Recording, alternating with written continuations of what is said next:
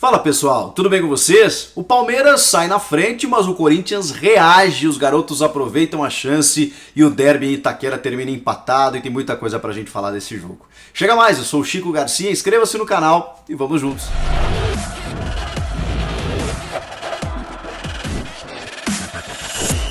Já a gente vai falar sobre tudo o que rolou nesse clássico, mas antes eu queria dizer que esse vídeo é um oferecimento de OneFootball, o aplicativo que eu uso para me manter informado sobre tudo que está rolando. Lá você encontra notícias, estatísticas, resultados e nesse período de mercado da bola, todas as transferências do mundo esportivo. E claro, as grandes novidades da temporada, né? Você já sabe, transmissão ao vivo e de graça do Campeonato Francês e da Bundesliga, o Campeonato Alemão.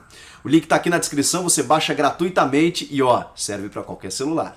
Um 2-2 para lá de movimentado, um clássico até bacana de assistir. A chuva atrapalhou ou ajudou? Pro lado do Corinthians foi bom, né? Porque até então estava 2-0 pro Palmeiras, se imaginava outro atropelo, né? Outra goleada ao Alviverde, assim como aconteceu recentemente no Allianz Parque, mas o Corinthians teve forças para reagir. Foi muito bacana da gente assistir porque muitos jovens tiveram oportunidades, marcaram seus primeiros gols como profissionais, o caso do Gabriel Silva pelo Palmeiras, o Rodrigo Varanda pelo Corinthians. Muito legal da gente ver porque os dois clubes eles passam por momentos distintos de dificuldades. O Palmeiras numa sequência, numa maratona de jogos, tem uma final acontecendo, né? O primeiro jogo no domingo com o Grêmio, no próximo domingo o segundo jogo que pode render o título da Copa do Brasil, o tetracampeonato dessa competição para o Palmeiras, então era natural uma gestão física do elenco, como sempre diz o Abel Ferreira. Por outro lado, o Corinthians que já enfrenta dificuldades dentro de campo, né? Com a sua questão técnica, quatro jogos, né? Vinha de 4 jogos sem marcar gols, ainda perde 8 jogadores por Covid-19, o Mosquito por uma lesão e não pôde contar com vários atletas importantes, como o goleiro Cássio, por exemplo, os dois laterais, o Fagner e o Fábio Santos, que dão toda a consistência defensiva para o time. Eram 3 jogos, embora sem fazer gols, sem sofrer gols também. E aí vem toda essa dificuldade e por isso a promoção de alguns jovens, como o do goleiro Matheus Donelli, que aproveitou a chance. Pelo menos na minha opinião, não teve falha nos gols e encarou uma grande responsabilidade, né? Você substituir o Cássio num clássico com 18 anos não é mole, não é para qualquer um. Foi um teste de fogo para o garoto e para mim ele passou no teste, fez algumas intervenções, algumas defesas importantes, como no chute do Vitor Luiz no segundo tempo, e conseguiu inclusive segurar o resultado, até porque o Corinthians teve força também para fazer outros 2 gols e empatar a partida. O Walter, vale lembrar, né, já foi negociado para o Cuiabá, e o Guilherme também tá com Covid, também testou positivo junto do Cássio. Então só tinha o Donelli e o Kaique França, que voltou de empréstimo do Oeste e estava um pouco mais atrás na hierarquia. Então o Mancini teve coragem, deu chance pro menino e ele correspondeu. Do lado do Palmeiras também, né? O Vinícius Silvestre, que está há muito tempo trabalhando na academia de futebol. Na frente dele estavam ninguém menos do que o Fernando Praz, o Jailson, depois o Everton. E agora ele, na ausência do Everton aí, entrou, correspondeu, tudo certo também. No caso de outros jogadores, como por exemplo o Rodrigo Varanda, que já tinha entrado bem contra o Bragantino, né, começado a partida, se movimentado, tentando alguma coisa, né, 18 anos também, a gente precisa ter um pouco de paciência, mas ele vai mostrando personalidade, fez o seu primeiro gol já no segundo jogo, isso dá confiança, isso é muito bom e será um ano em que o Corinthians vai trabalhar muito com a categoria de base, coisa que o Palmeiras fez muito bem em 2020, tanto que a gente vê aí jogadores sendo muito aproveitados, como é o caso do Danilo, que para mim ele seria o titular, né? Mas o Abel Ferreira vem optando pelo Felipe Melo, que fez um bom jogo em Porto Alegre, é verdade, mas para mim o Danilo ainda seria o titular. O primeiro gol do Palmeiras sai dessa forma, né? Do jeito que o Palmeiras gosta, com o Danilo tendo liberdade no meio, enfiando aquela bola para o Lucas Lima, e o Lucas Lima, vejam só, bate o Gil na corrida, né? Num drible curto até e tira do goleiro para fazer 1-0 logo a 4, 5 minutos de jogo. E aí o jogo fica do jeito que o Palmeiras gosta, né? Por quê? Porque o Corinthians teve que se soltar. Teve que se soltar porque precisava do resultado, estava jogando em casa e toma um gol muito cedo do seu arquirrival. E aí o Palmeiras, que adora esperar o adversário e apostar nessa transição rápida, encontrou os espaços que normalmente eles não se abrem, né? Com o Corinthians partindo para cima, o Palmeiras aí dominou ainda mais o jogo, o William Bigode recebeu pela esquerda e deu uma ótima assistência para o Gabriel Silva fazer o segundo gol. Se imaginava que poderia ser algo pior, né, para o Corinthians daqui para frente, e veio a chuva. A chuva realmente interferiu.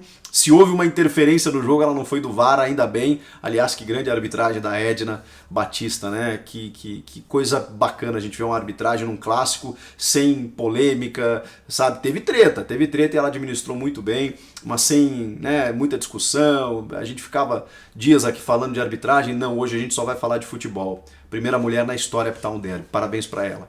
E a interferência que teve foi da chuva, que realmente, olha, o gramado da Neoquímica Arena tem uma das melhores drenagens do Brasil, se não a melhor, mas a chuva que caiu em São Paulo foi realmente acima do nível normal, e aí prejudicou, né, obviamente, o andamento do jogo, muitas poças, e aí o Palmeiras teve dificuldade. Porque esse era o estilo de jogo do Palmeiras, né? A bola no chão, transição rápida e o jogo ficou muito físico, ficou muito truncado e o Corinthians aproveitou. Inclusive quando diminui com o Matheus Vital, numa falha do zagueiro do Palmeiras lá que não consegue chegar na bola porque escorrega, os jogadores estavam escorregando muito.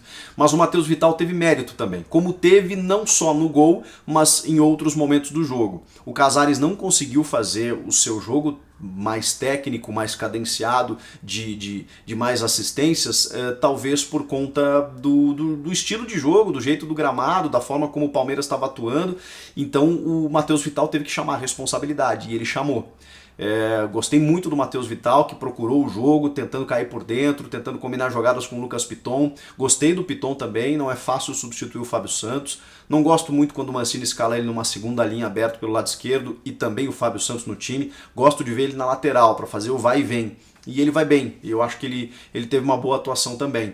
O Bruno Mendes na direita também, especialmente defensivamente, né, um jogador que vai bem desse lado também, e a dupla de zaga titular Gil e Gemerson. Muita gente contestando o Gil, que não é mais o mesmo jogador em termos, digamos, de mobilidade, né, como já fora, mas eu ainda acho que é um jogador importante se ele tiver um posicionamento, uma linha defensiva interessante, eu acho que ele ainda pode render. O Rony começou o jogo um pouco faltando combate, né? Dando mais espaços para o Palmeiras do que deveria. Depois ele entrou no jogo.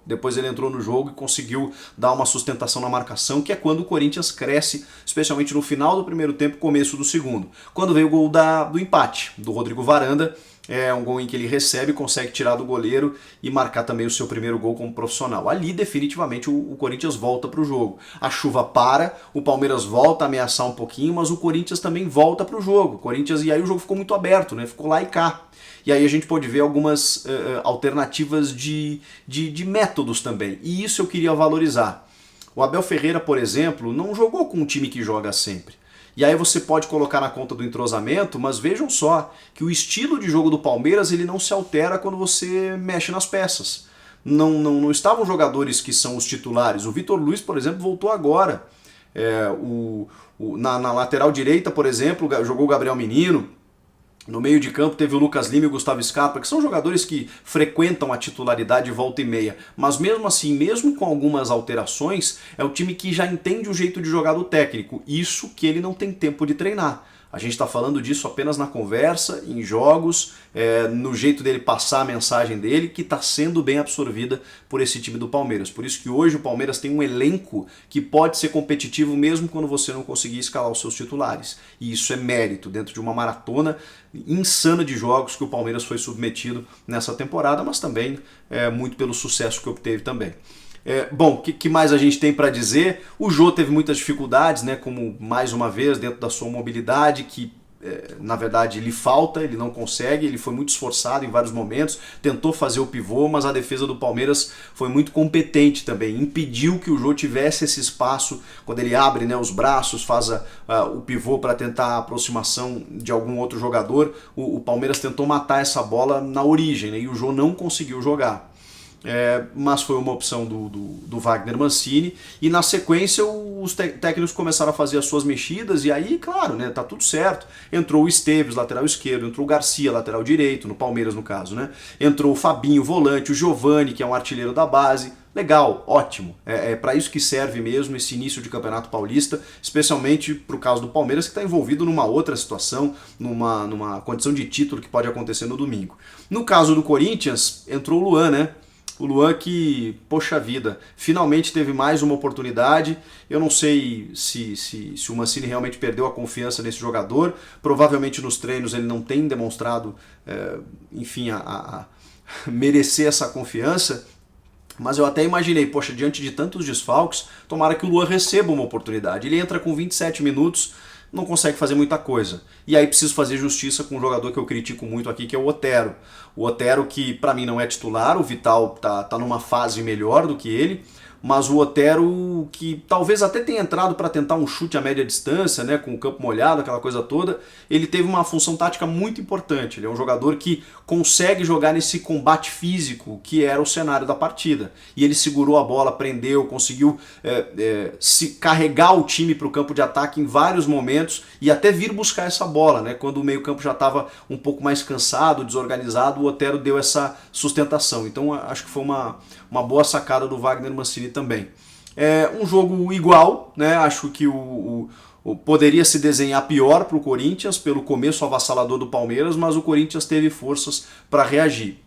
Os dois desfalcados, os dois com perdas, os dois começando a temporada, o Palmeiras pensando no domingo, o Corinthians pensando numa recuperação e numa reformulação. Então tudo isso aconteceu na Neoquímica Arena para a gente poder observar que tem muito ainda para acontecer, mas acho que foi bom para todo mundo, foi um resultado justo pelo que as duas equipes mostraram, e méritos aí aos garotos que corresponderam. Não sei se faltou falar de alguém, se faltou você pode deixar nos comentários aqui, que eu vou dar uma olhada aí, a gente pode debater, comentar e tudo mais. Valeu, gente! Inscreva-se no canal, comenta aqui embaixo, eu volto na próxima. Tchau!